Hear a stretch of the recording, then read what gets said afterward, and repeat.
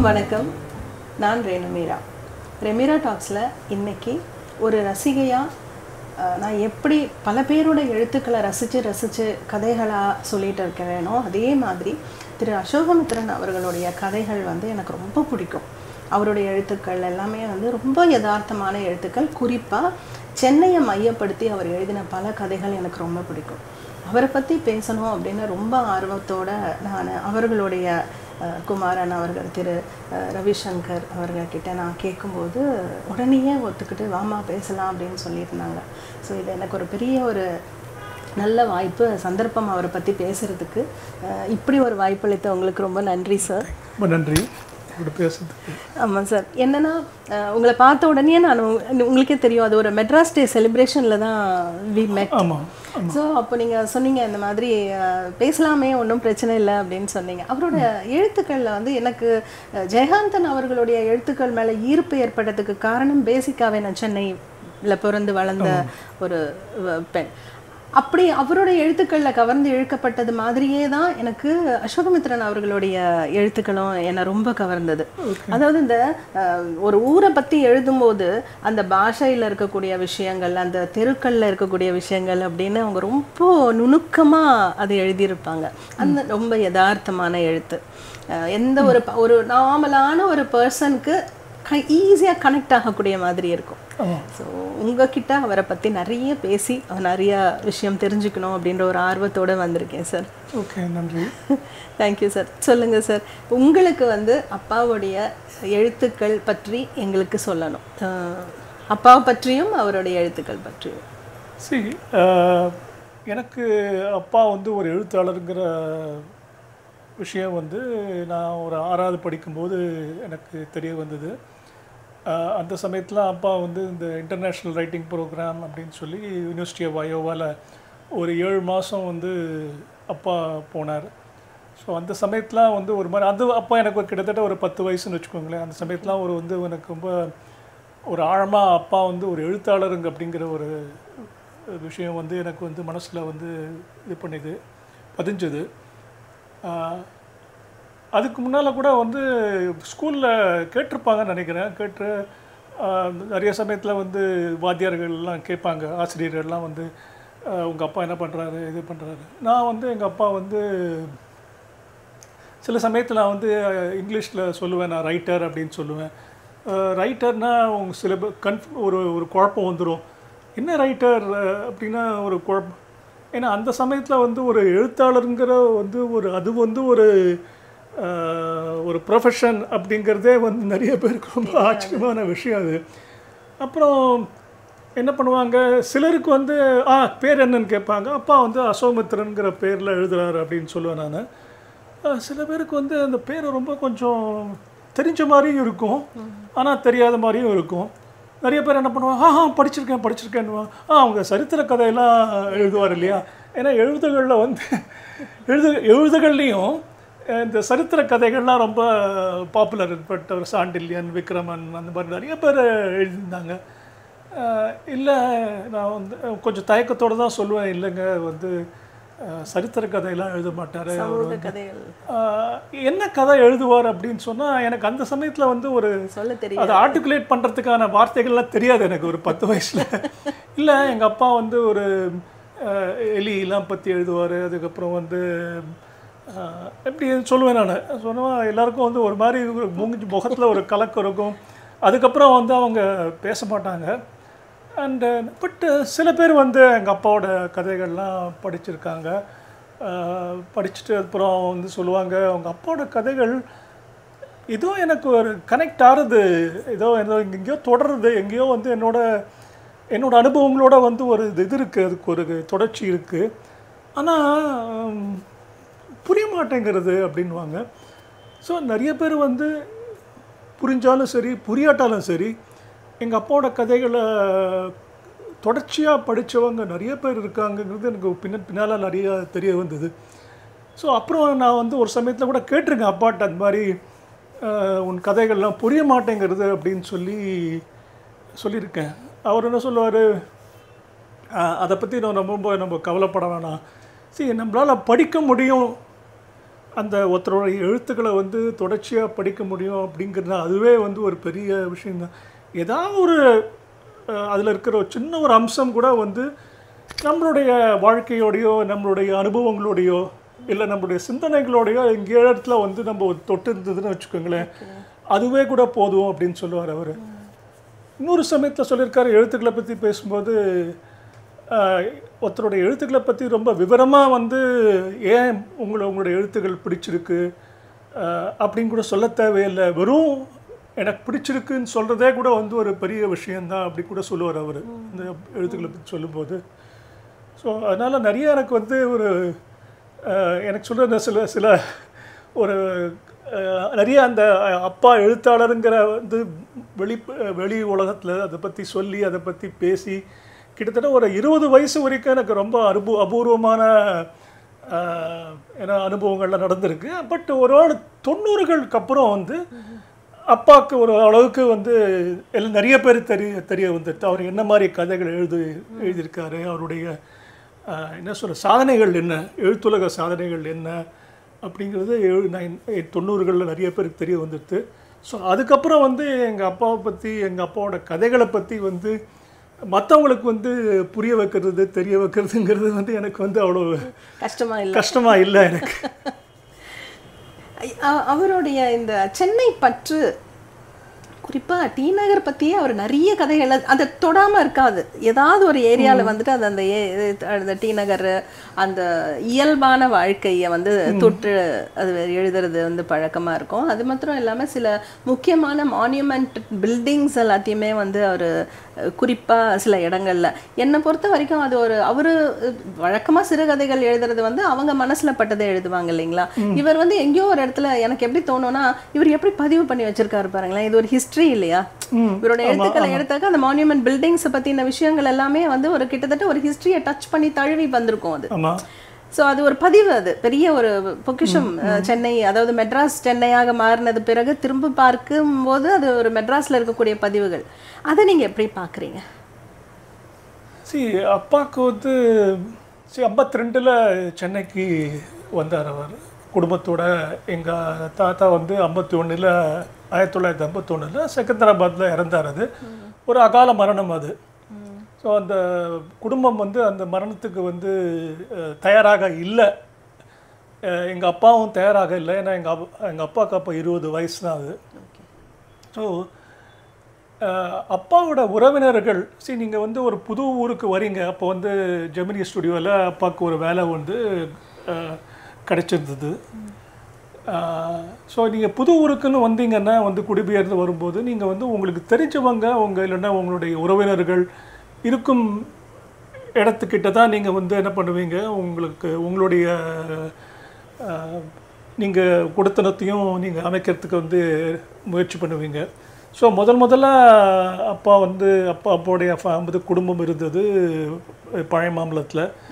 அதுக்கப்புறம் வந்து ஒரு 1 or 2 இயர்ஸ்லேயே என்ன பண்ணாங்க, டி நகரில் வீடு வாங்கிட்டு எங்கள் பாட்டி வந்து எங்கள் தாத்தாவுடைய இதற்கு அது டெத் பெனிஃபிட்ஸ் அதெல்லாம் சேர்த்து வச்சு ஒரு வீடு வீடு வாங்கினாங்க. ஸோ அந்த வீட்டில் தான் வந்து கிட்டத்தட்ட சொன்னால் ஒரு 45-46 வருஷம் போல் இருந்தாங்க. 2000 வரைக்கும். அதாவது 1993 அந்த பழைய வீடை வந்து இடித்து அது ஒரு சின்ன அப்பார்ட்மெண்ட்டாக கட்டி, ஸோ கட்டியும் கூட 2000 வரைக்கும் அந்த வீட்டில் தான் இருந்தார் அப்பா. இன்ஃபேக்ட் அந்த வீடுடைய ரொம்ப சிறப்பு அமைப்பு சிறப்பு விஷயம் என்ன சொல்லணும்னா வந்து பஸ் ஸ்டாண்டுக்கு ரொம்ப பக்கம், டி நகர் பஸ் ஸ்டாண்டுக்கு ரொம்ப பக்கம். அதே மாதிரி வந்து டி நகர் வந்து இந்த சபர்பன் ரயில்வே ஸ்டேஷனுக்கும் ரொம்ப பக்கம். அதுலேருந்து எங்கள் வீட்டிலேருந்து 1 கிலோமீட்டர். அது மட்டும் இல்லாமல் வந்து ரங்கநாதன் தெரு, அதுக்கப்புறம் வந்து பனகல் பார்க்கு, இது எல்லாமே ரொம்ப பக்கம் அந்த இடத்துக்கு. அதுக்கு மட்டும் இல்லாமல் எங்கள் அப்பாவோட கதையில் சில பதிவுகள்லாம் இருக்கும். அந்த அப்பா வந்து இந்த போலீஸ் ஸ்டேஷன் பக்கத்தில் ஒரு பெரிய பரந்த மைதானம் இருந்தது. அந்த மைதானத்தில் வந்து நானே போய் கேட்டிருக்கேன், நிறைய வந்து அரசியல் கூட்டங்கள் நிறையா நடந்திருக்கு. அந்த காலத்தில் வந்து ரேடியோ வந்து அது பனகல் பார்க்கில் அது அது ரொம்ப தூரம் இல்லை. அந்த காலத்தில் வந்து நடக்கிறதுக்கும் சரி சைக்கிளில் போகிறதுக்கும் சரி, அப்பா வந்து கிட்டத்தட்ட ஒரு நாளைக்கு வந்து 30-40 கிலோமீட்டராவது வந்து சைக்கிளில் போவார். எங்கே போனாலும் சைக்கிளில் தான் போவார். எங்கள் சித்தப்பாவும் வந்து சைக்கிளில். அப்போல்லாம் வந்து நம்ம தெருக்களில் வந்து சைக்கிளில் போகிறதோ இல்லை நடந்து போகிறதோ ஒரு பெரிய ஒரு கடினமான விஷயமே இல்லை. ரொம்ப சாதாரண இருக்கும். ஸோ அதனால் வந்து அப்பாவுக்கு வந்து இந்த ப்ராபப்ளி எனக்கு சம்டைம்ஸ் தோணும், அப்பா வந்து நிறைய நடந்து போனதுனாலையும் இந்த சைக்கிளில் போனதுனாலையும் தான் வந்து நிறையா விஷயங்களை வந்து அப்பாவால் வந்து கவனிக்க முடிஞ்சிருக்கு, அதே மாதிரி அவதானிக்க முடிஞ்சிருக்கு. ஏன்னா நீங்கள் பாட்டுக்கு வந்து இப்போது நம்ம 2 வீலர்லேயோ இல்லை வந்து கார்லேயோ போகும்போது நிறைய விஷயங்கள் நம்மளால் பார்க்கவே முடியாது. கரெக்ட். பார்க்க முடியாது. பார்த்தாலும் வந்து அதை வந்து உள்வாங்க முடியாது. ஏன்னா இப்போ நீங்கள் சைக்கிளில் போகும்போது எனக்கு கூட இப்போ ஒரு அப்பாவோட கதை ஒன்று பாருங்கள். அப்பா வந்து இந்த ஒரு கிரிக்கெட் கிரவுண்டில் வந்து ஸோ அந்த கதை நிச்சயமாக வந்து அது ஒரு அப்பா வந்து சைக்கிளில் போனதுனாலையோ இல்லை நடந்து போனதுனாலையோ தான் வந்து அந்த மாதிரியான ஒரு அனுபவத்தை வந்து எதிர்கொள்ள முடிச்சிருக்கும். இல்லைன்னா வந்து நமக்கு வந்து அந்த மாதிரியான அனுபவங்கள் வந்து கிடைக்கிறதுக்கான வாய்ப்பே இல்லைன்னு சொல்லுவேன் நான்.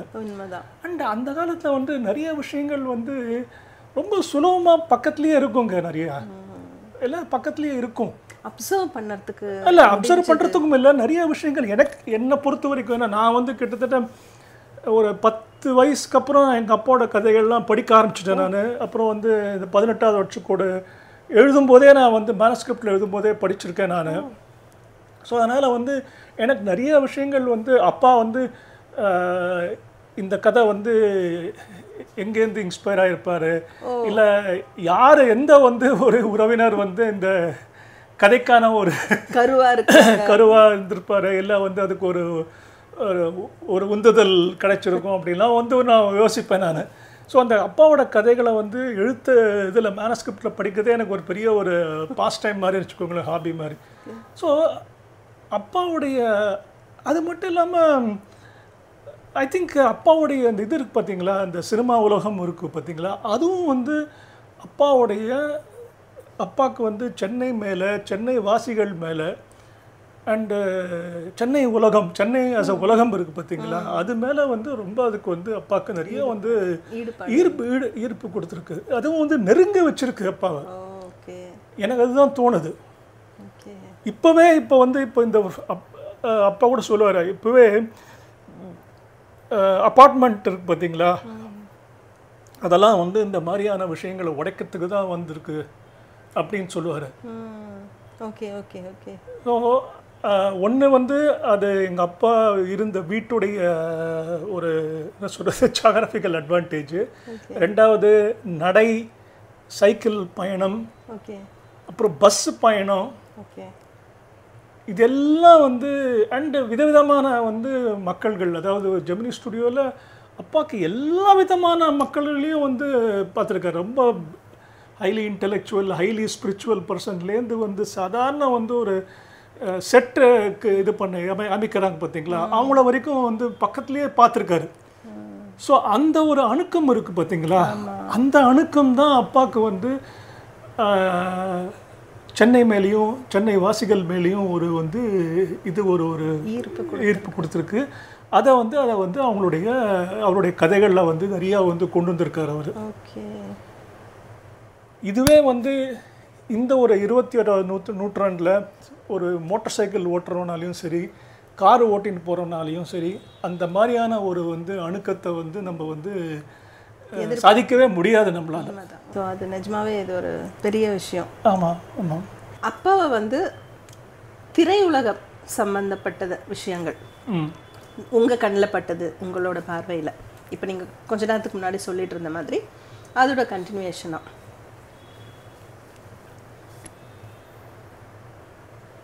அப்பாவோட இந்த திரையுலக அனுபவங்கள் இருக்கு இல்லையா, அது வந்து என்னை பொறுத்த வரைக்கும் ரொம்ப ரொம்ப ரொம்ப முக்கியமான வந்து பங்கு அப்பாவுடைய எழுத்துக்கு அளிச்சிருக்கு. அதான் சொன்னேன் இல்லையா, நான் இதுக்கு முன்னால் சொன்ன மாதிரி வந்து ஹைலி இன்டெலெக்சுவல், அறிவுஜீவிகள், அப்புறம் வந்து ரொம்ப வந்து சித்தாந்தத்தில் வேதாந்தத்தில் ஈடுபாடு உடையவர்கள், ஆன்மீகத்தில் ஈடுபாடு உடையவர்கள், அதுலேருந்து ஆரம்பித்து ஒரு புலிக்கலைஞனில் வர பார்த்தியா பார்த்தீங்களா, அவனை மாதிரி ஒரு ஆளை வரைக்கும் அப்பாவுக்கு வந்து அறிமுகப்படுத்தியிருக்கு. அண்ட் அறிமுகப்படுத்துறது மட்டும் இல்லாமல் அவங்களுடைய ரொம்ப வந்து ரொம்ப அவங்களுடைய நெருக்கமாக வந்து பழகக்கூடிய வந்து வாய்ப்புகளையும் அளிச்சிருக்கு. ஸோ அப்பாவுடைய சிந்தனை போக்கு, அப்பாவுடைய எழுத்துடைய இது இருக்குது பார்த்தீங்களா, அந்த கிராஃப்ட் இருக்குது பார்த்தீங்களா, அது எல்லாமே வந்து அது ஒரு முக்கியமான பங்கு அளிச்சிருக்குன்னு எனக்கு நான் வந்து அவதானிக்கிறது. அது மற்றவங்களுக்கு சரியாக இருக்குமான்னு தெரியல, பட் என்னை பொறுத்த வரைக்கும் வந்து ரொம்ப முக்கியமான வந்து பங்கு அளிச்சிருக்கு. அது மட்டும் இல்லாமல் அப்பா வந்து அதுக்கப்புறமும் கூட வந்து இது ஒரு திரையுலக தொடர்புலாம் இருந்திருக்கு. ஒரு 4-5 வருஷம் அப்பா வந்து சென்சார் போர்டில் மெம்பராக இருந்திருக்காரு. ஸோ நிறைய படங்கள்லாம் பார்த்துருக்காரு. அது மட்டும் இல்லாமல் நிறைய பட உலகவாதிகள் வந்து அப்பாவோட வந்து நண்பர்களாக இருந்திருக்காங்க. அண்ட் அவங்களாம் வந்து சிலர்லாம் வந்து ரொம்ப நெருங்கிய வாசகர்களாகவும் ரொம்ப வந்து சீரியஸ் வாசகர்கள். சரி, அவங்க படம் எடுக்கிறது வேறு மாதிரி இருக்கலாம், ஆனால் ஒரு இலக்கியம்னு வரும்போது எங்கள் அப்பாவுக்கும் எங்கள் அப்பாவுடைய எழுத்துக்கள் மேலேயும் அவங்களுக்கு இருந்த வந்து ஒரு மரியாதையும் சரி, பற்றும் சரி, ரொம்ப அளவிட முடியாத விஷயங்கள் அதெல்லாம் நிறைய பேர் நான் நேர்லேயே பார்த்துருக்கேன். நான் இப்போ கமலஹாசன் பார்த்துருக்கேன், அப்புறம் இவர் வசந்த், டைரக்டர் வசந்த், இவங்க 2 பேரும் நல்லா எனக்கு பழக்கம் அந்த விஷயங்கள் இந்த இதில். ஸோ அவருக்கு தென் அவர் வந்து அதுக்கப்புறமும் நிறைய வந்து அவருடைய நீங்கள் எழுத்துக்களை பார்த்தீங்கன்னா கிட்டத்தட்ட நான் என்னை பொறுத்த வரைக்கும் ஒரு 3 பங்காக பிரிச்சிடலான்னு தோணுது எனக்கு. ஒன்று வந்து ஒரு பங்கு வந்து சிக்கந்தராபாத் வாழ்க்கை. இத்தனைக்கும் வந்து சிக்கந்தராபாத்தில் 21 வருஷம்தான் இருந்தார் அவர். நீங்கள் வந்து முதல் 5-6 வருஷங்கள் வந்து நீங்கள் வந்து சிறுவன். ஸோ அதில் வந்து எந்த ஞாபகங்கள் வந்து நீங்கள் இருக்கும் சொல்லுங்கள். ஸோ அதனால் ஒரு 15-16 வருஷங்களுக்கு அந்த சமயத்தை கிடைத்த அனுபவங்கள் பார்த்தீங்களா, அது ரொம்ப முக்கியமான பங்கு. அப்புறம் வந்து ஒரு பாகம் வந்து சென்னையை பற்றி ஒரு எழுத்துக்கள், இன்னொரு பாகம் வந்து திரையுலக சம்பந்தப்பட்ட எழுத்துக்கள். அது கடைசி வரைக்கும் அப்பாவுக்கு வந்து இருந்திருக்கு அந்த ஒரு இது.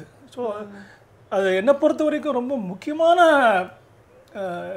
அதுக்கு ஒரு இது இருக்குது, பாகம், அதுக்கு ஒரு பங்கு இருக்குது அந்த இதில்.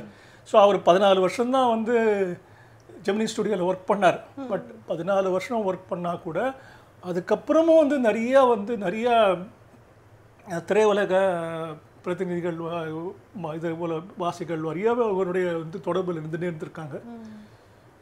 ஸோ அதனால் வந்து அவருக்கு வந்து அது மட்டும் இல்லாமல் அவருக்கு வந்து சினிமா மேலே நிறைய அக்கறை இருந்ததுங்க. அவருக்கு சினிமா மேலே நிறைய அக்கறை இருந்தது. அவர் வந்து நிறைய சினிமாக்களை, எஸ்பெஷலி அமெரிக்கன் சென்டரில் சரி, அதுக்கப்புறம் மேக்ஸ் முல்லர் பவுண்ட்லலாம் நான் சின்ன வயசுனா இருக்கும்போது நிறைய சினிமாக்கள்லாம் அவர் போயிருக்காரு. எனக்கு ஒரு 16 வயசுக்கு அப்புறம் நானும் அவர் கூட போய் பார்த்துருக்கேன். அதுக்கப்புறம் மெட்ராஸ் ஃபிலிம் சொசைட்டின்னு ஒன்று இருந்தது, சென்னை ஃபிலிம் சொசைட்டின்னு நினைக்கிறேன் அது பேர்.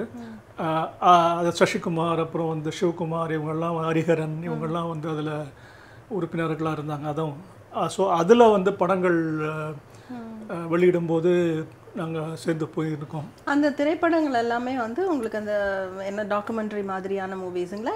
இல்லை, எல்லாமே எல்லா விதமான மூவிகள், டாக்குமெண்ட்ரிஸு, ஃபீச்சர் ஃபிலிம்ஸு, ஸோ எல்லா விதமான படங்களும் வந்து திரைப்பட்டிருக்கு. அதான் சொன்னேன், அப்பாவுக்கு வந்து திரை மேலே ஒரு நல்ல ஒரு ஆழமான ஒரு இது இருந்தது, ஈர்ப்பு இருந்தது அவருக்கு. நல்ல படங்கள் பார்க்கணும், நல்ல படங்களை பற்றி எழுதணும், பேசணும் அப்படிங்கிற மாதிரியான ஒரு அப்பாவுக்கு ஒரு ஆசை இருந்தது. நிறைய பேர் வந்து இதுக்கு அப்பா வந்து அந்த உங்களுடைய படங்களுடைய ஸ்க்ரீனிங்க்கெலாம் வந்து கூப்பிட்ருக்காங்க. அந்த ப்ரீ ரிலீஸ் ஸ்க்ரீனிங்லாம் இருந்திருக்கு இல்லையா, அந்த சமயத்தில் கூப்பிட்ருக்காங்க. ஸோ நானும் கூட போயிருக்கேன் அந்த மாதிரி படங்களுக்கு.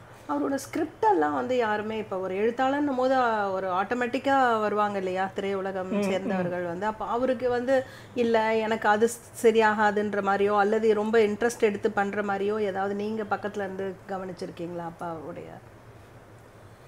இல்லை, அப்பாவோட படங்கள், அப்பாவோட கதைகள படங்கள் இல்லை. இப்போது எனக்கு தெரிஞ்சு வந்து அப்பாவுடைய ஒரே ஒரு கதை வந்து இவர் நம்ம வசந்த் எடுத்தார். அவர் இந்த சரஸ்வதி அப்படிங்கிற இந்த 3 பெண்கள் பற்றிய ஒரு இந்த இதில் கோவிட் பீரியடில் வந்தது. எனக்கு டக்குன்னு ஞாபகம் வரல அது. ஓகே. அது வந்து அந்த விமோச்சனம் அப்படிங்கிற கதையுடைய இது ஒரு தழுவல் அது. பட் அதை தவிர சில பேர் வந்து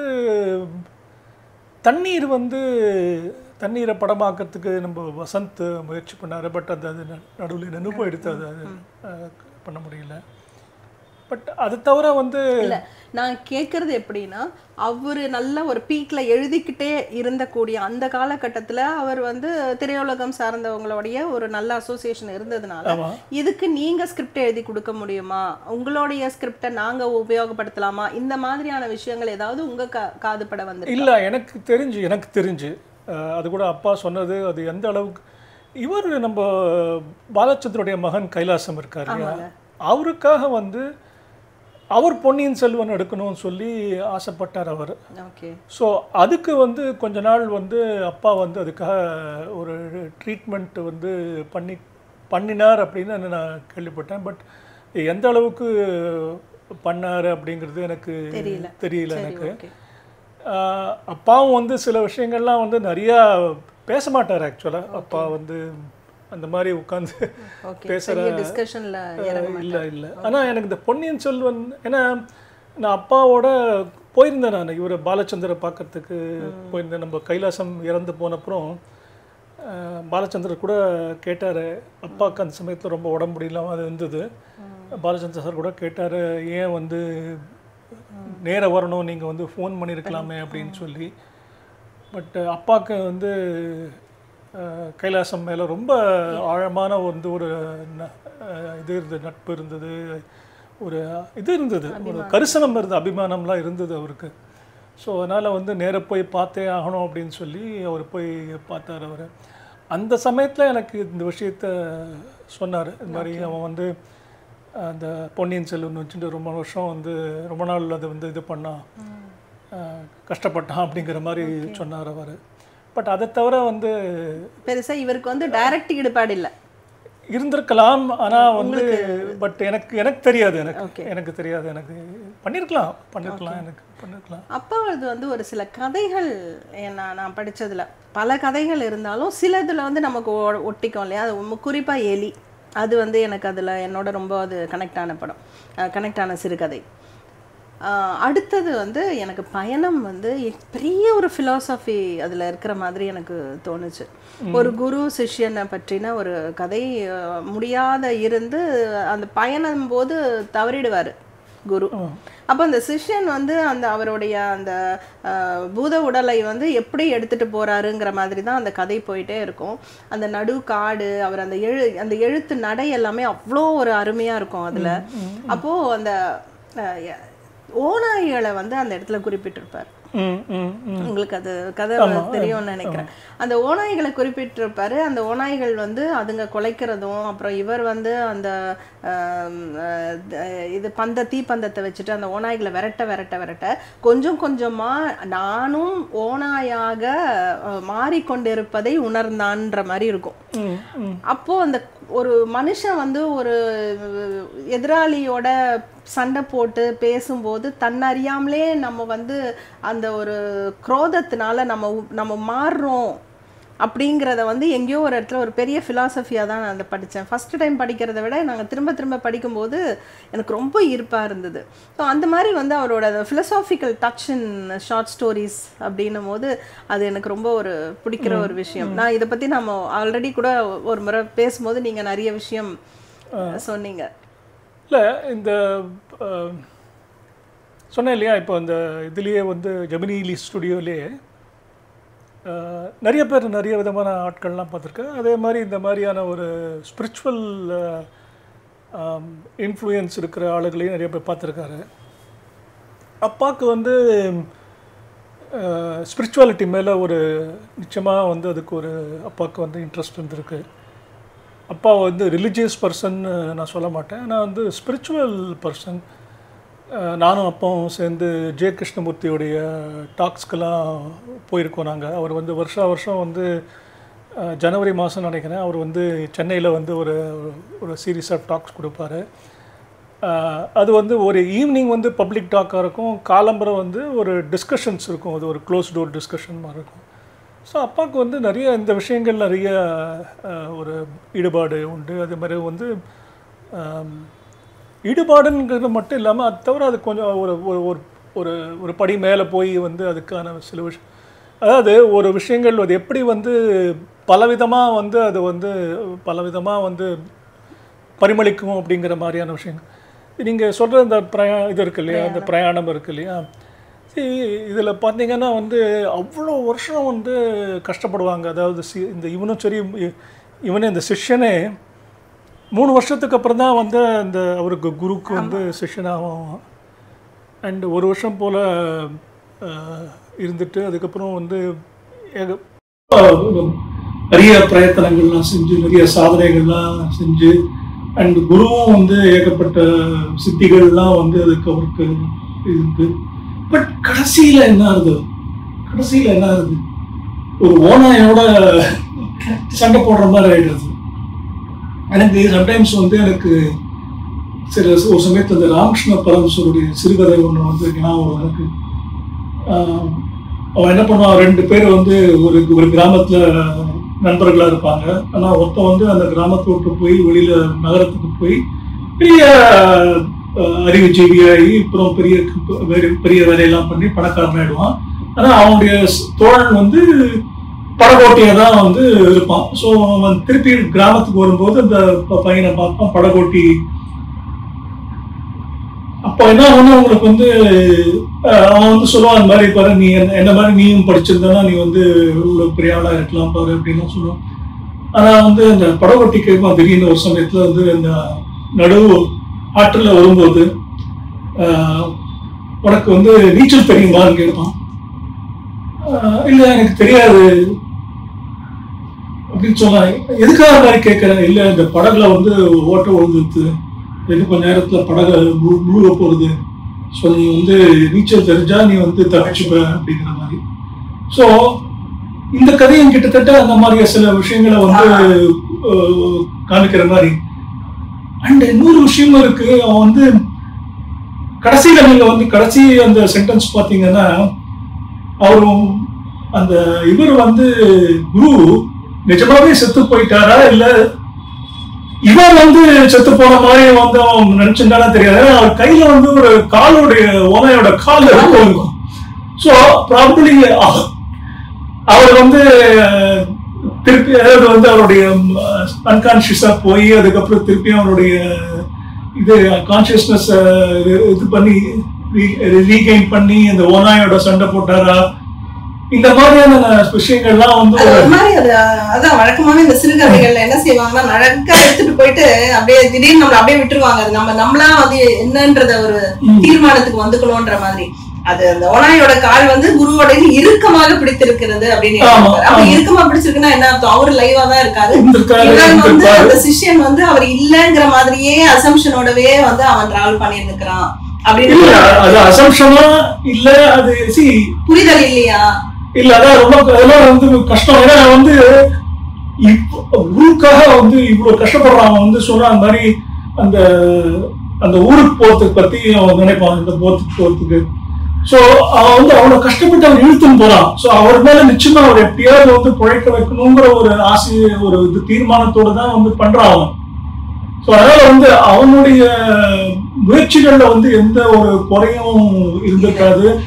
அண்ட் அது மட்டும் இல்லாம வந்து ஒரு ஆரம்ப சமயத்துல எல்லாம் வந்து அந்த ஓநாய்களை வந்து துரத்துறதுக்காக நிறைய வந்து பிரயத்தனம் செய்யறான். ஸோ அது எப்படி வந்து இதெல்லாம் வந்து அந்த கதையில நீங்க வந்து நம்மளா வந்து அனுமானிச்சுக்க வேண்டிய விஷயங்கள். அது ஒரு செத்து போனாரா இல்லையா, இல்ல இவன் வந்து தப்பா வந்து அத ஜட்ஜ் பண்ணிட்டானா, அப்புறம் வந்து ஸோ எப்படி ஆச்சு அது அப்படிங்கிற விஷயங்கள்லாம் வந்து நிறைய அது ஒரு அதுக்கான ஒரு கேள்விகளுக்கெல்லாம் வந்து பதிலே கிடையாத மாதிரிதான் இருக்கும். படிக்கிற போது நமக்கு என்ன மூடு இருக்கோ அதுக்கேற்ற மாதிரிதான் அந்த கதையை பார்க்க தோணுது. நம்ம என்ன மனநிலையில அந்த கதையை படிக்கிறோமோ அந்த மனநிலைக்கு ஏற்ற மாதிரிதான் அந்த கதையோட தீர்மானம் வந்து அந்த நேரத்துக்கு தோணுது. கொஞ்ச நேரம் கழிச்சு படிக்கும் போது வந்து எப்படி மனுஷன் வந்து ஒனாய் மாதிரியே மாறிடுறான் பாருன்னு தோணுது. ஒரு நேரத்துல யோசிக்கும் போது இவன் இன்னும் வந்து அந்த குருவுடைய பக்குவம் அடையறக்காக தானே குரு இவனை காக்க வச்சுட்டு இருந்தாரு இந்த 3 வருஷமா. இன்னும் இவன் பக்குவம் அடையாத ஒரு நிலையில இருக்கிறானோ அப்படின்ற மாதிரியும் ஒரு சில நேரங்கள்ல புரிஞ்சுக்கலாம். ஆனா வந்து என்னை பொறுத்த வரைக்கும் வந்து கடைசியில பாருங்க, நீங்க வந்து இவ்வளவுலாம் வந்து நீங்க வந்து கஷ்டப்பட்டுட்டு இவ்வளவு வந்து சித்திகள் அடையறதுக்காக நீங்க வந்து உங்களை வந்து வருத்திண்டு, ஆனா கடைசியில என்ன ஆயிடுத்து உங்களுக்கு பாருங்க, உங்களுக்கு வந்து ஒரு ஓராயோட சண்டை போடுற ஒரு நிலைமைக்கு வந்துருது. அண்ட் அதுக்கு வந்து நீங்க வந்து தயாரா வந்து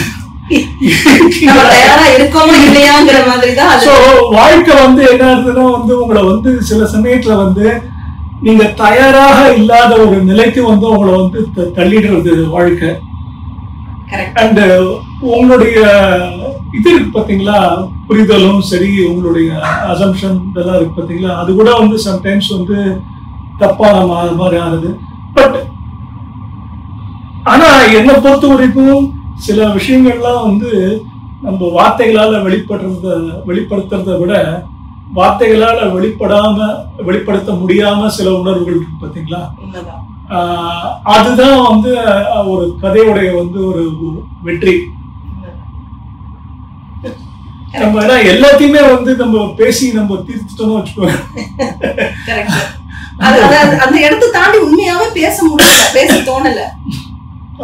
அது இடத்தை தாண்டி உண்மையாவே வந்து பேசுறதுக்கு என்ன இருக்கு அப்படின்னு தான் யோசிக்க தோணுது. அப்பாவுக்கு வந்து ஜெயகாந்தன் மேல ரொம்ப ரொம்ப வந்து ஒரு ரொம்ப வியந்தார். இன்பட் அவருடைய ஏன்னா அவர் வந்து ஒரு பின்புலமே இல்லாம சுயமா வந்து தன்னை வந்து உருவாக்கி கொண்ட கலைஞர். அண்ட் அது மட்டும் இல்லாம வந்து அவரு நிறைய படிச்சிருக்காரு. அவரு ஜெயகாந்த் நிறைய படிச்சிருக்காரு. எஸ்பெஷலி பாரதியார் வந்து நிறைய கரைச்சு குடிச்சிருக்காரு. நிறைய சமயத்துல வந்து அப்பாவும் அவரும் வந்து மற்றவங்களும் வந்து இதுக்கு போய் கடற்கரையில வந்து பாரதியார் பாட்டுக்கள்லாம் வந்து பாடி காமிச்சதெல்லாம் வந்து அப்பா சொல்லியிருக்காரு அவரு. அண்டு எனக்கு ஒரு சின்ன வயசுல இருக்கலாம், ஒரு 10 வயசு அந்த மாதிரி இருக்கலாம். அந்த சமயத்துல வந்து நான் வந்து அப்பாவோட ஜெயகாந்தன் அவருடைய வீட்டுக்கு போன ஞாபகம் இருக்கு எனக்கு. பட் அதை தவிர வந்து இல்லை. பட் அப்புறம் அப்பா என்ன சொல்லியிருக்காருன்னா, எனக்கு 2 தம்பிகள். முதல் தம்பி பேர் முத்துக்குமார்னு பேரு, அவர் வந்து இப்போ பாம்பேல இருக்காரு. அவருடைய 2வது தம்பி வந்து ராமகிருஷ்ணன், அவர் வந்து ஹிந்துல வேலை பண்றாரு. முதல் தம்பியுடைய அவருக்கு ஸ்ரீமந்தம் சமயத்துல அப்பா வந்து ஜெயகாந்தனை கூப்பிட்டுருக்காரு. அன்னைக்கு வந்து நல்ல மழை. ஜெயகாந்தனுடைய மகன் தான் வந்து அவரை வந்து வண்டி ஓட்டிட்டு அந்த விழாக்கு வந்தார் அப்படின்னு சொல்லி அப்பா சொல்லியிருக்காரு. அப்கோர்ஸ் அப்புறம் அப்பா வந்து ஜெயகாந்தன் மறைந்த உடனே வந்து இதுல காலச்சூடல வந்து அவர் வந்து ஒரு என்ன சொல்றது, ஒரு ட்ரிபியூட் மாதிரி ஒன்று இருக்காரு. என்னை பொறுத்த வரைக்கும் வந்து ரொம்ப ஒரு அதாவது நிஜமாவே வந்து அப்பாவுடைய ஒரு அது அப்பாவுக்கு அவர் மேல இருந்த ஈர்ப்பு, அப்பாவுக்கு அவர் மேல இருந்த மரியாதை, அண்ட் அதை எல்லாமே வந்து அவர் வந்து அதை வெளிக்கொண்டு இருக்காருன்னு எனக்கு அந்த பதிவுல கொண்டு வந்திருக்காருன்னு தோணிது. எனக்கு படிச்ச உடனே வந்து எனக்கே ரொம்ப வந்து ஒரு மூவிங்கா இருந்தது. மூவிங்கா இருந்தது. அண்ட் அப்பா ஜெயகாந்தனுக்கும் அப்பா மேல நல்ல மரியாதை. அப்பா நான் வந்து மற்ற சில அவருடைய அடிக்கடி சந்திப்பாங்க இல்லையா, அந்த சந்திப்பாங்கல சில பேர் வந்து அப்பாவை பத்தி பேசினதை பத்திலாம் வந்து சொல்லியிருக்காங்க. ஸோ ஜெயகாந்தனுக்கும் அப்பா மேல நல்ல மரியாதை. ஸோ எழுத்துலகத்துல வந்து கொஞ்சம் வேற 2 பேரும் வேற ஸ்பீட்ல இருந்தாலும் பட் 2 பேருக்கும் இருக்கிற பரஸ்பர இது மரியாதை இருக்கு பாத்தீங்களா, அதுல வந்து குறைச்சலே கிடையாது. சமகாலத்திலேயே அவங்க நிறைய சிறுகதைகள் எழுதியிருக்காங்க. நம்ம நீங்க சொன்ன மாதிரி அவர் வந்து நிறைய ஜெயகாந்தன் ஆல்மோஸ்ட் வந்து நீங்க வந்து சென்னை வாசிகளை வச்சுதான் வந்து மையமா வச்சு அவர் எழுதியிருக்காரு. அப்பாவோட கதைகள்லயாவது வந்து வேற சில ஆமா இதெல்லாம் வந்திருக்கு. அது ஆந்திரா டச் நிறைய இருக்கு. அது ஹைதராபாத் ஆந்திரா கூட சொல்ல முடியாது. ஆமா கரெக்ட் ஹைதராபாத். அது அப்பா இருந்த சமயத்துல வந்து அது ஆந்திரா ஆகல, அது ஆந்திரா ஆகல. ஸோ அது வேற, அது உலகமே வேற. அப்பாவோட அந்த ஏன்னா அந்த செகண்டராபாத் ஹைதராபாத் வந்து ரெண்டுமே எஸ்பெஷலி செகண்டராபாத் வந்து இதுல வந்து பிரிட்டிஷ் இது மூலம் இருந்தது. ஸோ அதுக்கு அதனுடைய கல்ச்சரே வேற அதுக்கு. ஆனா சில நிறைய விஷயங்கள் அதாவது நீங்க இந்த இவங்க ரெண்டு பேருக்குள்ள இந்த ஒரு பரஸ்பர மரியாதை அண்ட் ரொம்ப வந்து போட்டத்தக்க விஷயம் அது. ரொம்ப போட்டத்தக்க விஷயம் அது. ஏன்னா நீங்க அந்த இது என்னோட பகிர்ந்து இருந்தீங்க, அதுல ரொம்ப டச்சிங்கா இருந்தது அது படிக்கும் பொழுது.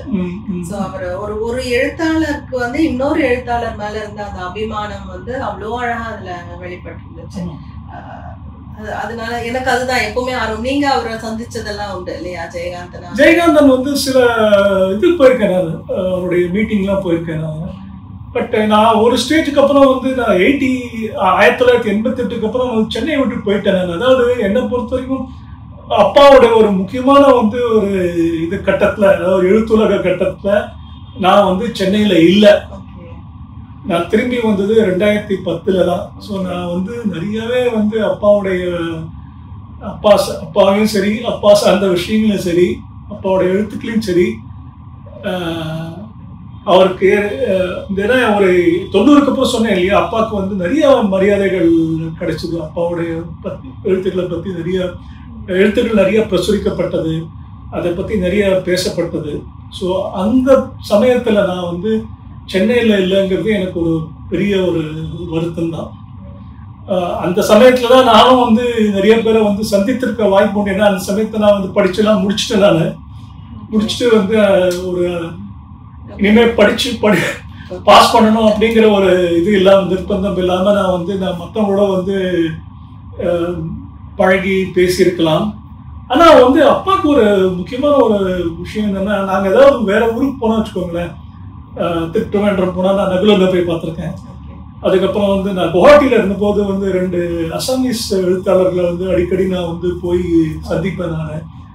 அப்புறம் நான் வந்து 1988 பாம்பேயில் வந்து நான் ட்ரைனிங்கில் இருந்தேன். எங்கள் கம்பெனி ட்ரைனிங் இருந்தபோது அப்பா வந்து நிசம் இசக்கியல்னு ஒரு பொயட்டு, அவர் ஜூயிஷ், மராத்தி ஜூயிஷ் பொயட்டு, அவருடைய அட்ரஸ் கொடுத்து அவரை போய் பாரு அப்படின்லாம் வந்து சொல்லியிருக்காரு அவர்.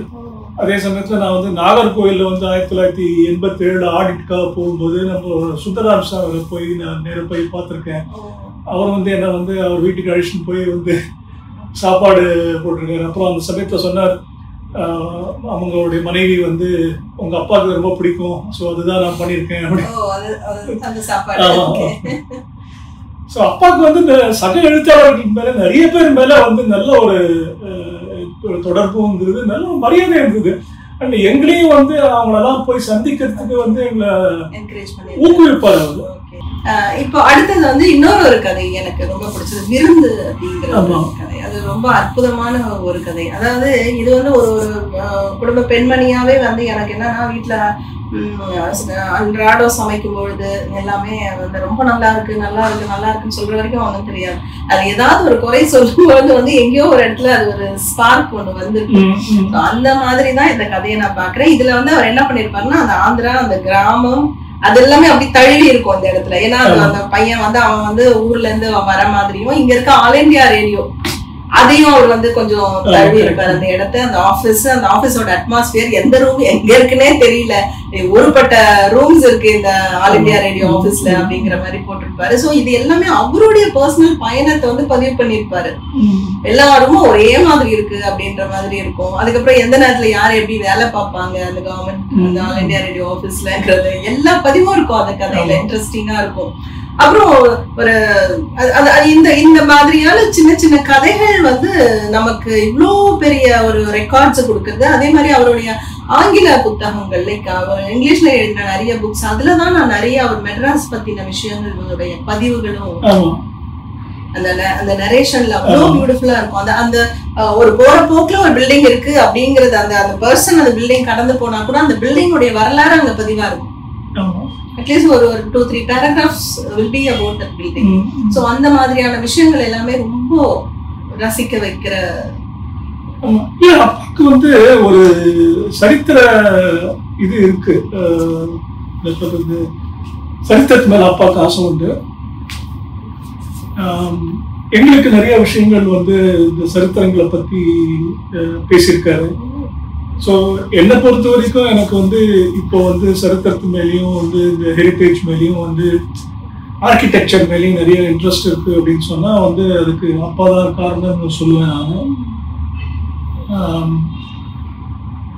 எனக்கு அப்பா வந்து 74 வந்து யூஎஸ்ல திரும்பி வந்தபோது இந்த இதெல்லாம் பத்தி ஒரு மானுமெண்ட்ஸ் பத்தி ஒரு புக் ஒன்று கொண்டு வந்தாரு. அதுல வந்து பிரமிட்ஸ் பத்தி எல்லாம் ஏகப்பட்ட விஷயங்கள் நிறைய வந்து ஃபேமஸ் இது பார்த்தீங்களா, மானுமெண்ட்ஸ், இன்வென்ஷன்ஸ் இதெல்லாம் பத்திலாம் வந்து அந்த புக்கில் இருந்தது. ஸோ அந்த புக்கெல்லாம் நான் படிச்சிருக்கேன். படிச்சு ஒரு சமயத்துல வந்து அதை ஒரு சுருக்கமா வந்து இது கூட எழுதியிருக்கேன். நான் வந்து சில பத்திரிகைகள் கூட எழுதி அமைச்சிருக்கேன். நான் அவருக்கு வந்து ஹிஸ்டரி மேல ரொம்ப ஈடுபாடு உண்டு. ஹிஸ்டரி மேல உண்டு. நீங்க பாத்தீங்கன்னா வந்து இதுவே நம்ம 18 அற்ற கூட வந்து ஒரு ஹிஸ்டாரிக்கல் ஃபிக்ஷன் தான் சொல்லலாம். அதாவது ஒரு அந்த எஸ்பெஷலி இந்த பார்ட்டிஷன் பீரியட் பத்தி தமிழ்ல எழுதப்பட்ட எழுத்துக்கள்ல இது ஒண்ணுதான் நினைக்கிறேன். வேற ஏதாவது எழுதினாங்களா எனக்கு தெரியாது அந்த பார்ட்டிஷன் பத்தி.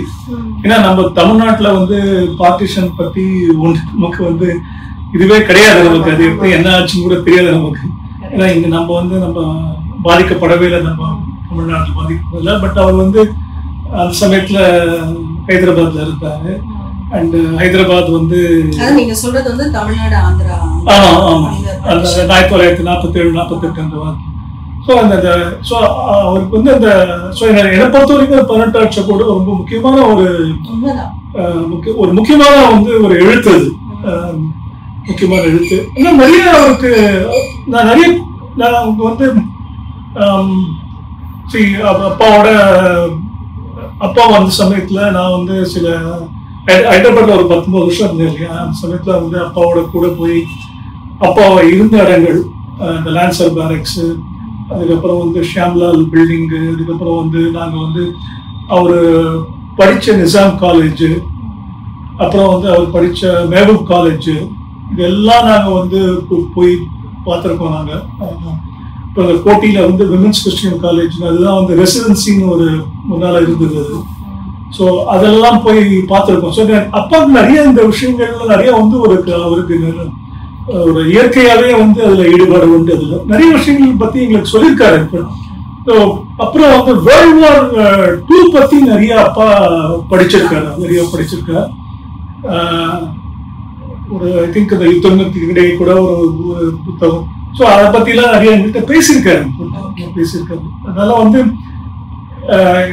எங்களை பொறுத்த வரைக்கும் வந்து அப்பாவுடைய இந்த பதிவுகள் இருக்கு இல்லையா, இதெல்லாம் வந்து ஒரு என்ன சொல்றது சகஜமான விஷயமா நாங்க வந்து எடுத்துக்கிறோம். அப்பாவுடைய இது தன்மையை தெரிஞ்சதுனால ஒரு சகஜமான விஷயமா தான் நாங்க எடுத்துக்கிறோம். நாங்க அவர் வந்து நீங்க ஏற்கனவே சொன்ன மாதிரி அவர் எழுதின உடனே அந்த ஃப்ரெஷ்ஷா படிக்கக்கூடிய வாய்ப்புகள் எல்லாமே உங்களுக்கு கிடைச்சிருக்கு. அண்ட் தென் நீங்க ரொம்பவே அசோசியேட்டடாவே அவரோட டிராவல் பண்ணிருக்கீங்க இல்லையா. ஃப்ரம் த பிகினிங் வந்து எங்கேயோ ஒரு இடத்துல the touch was there continuously இல்லைங்களா. இருந்தது. ஆனா ரொம்ப இல்லைன்னா ரொம்ப எனக்கு வருத்தம் எனக்கு. ஏன்னா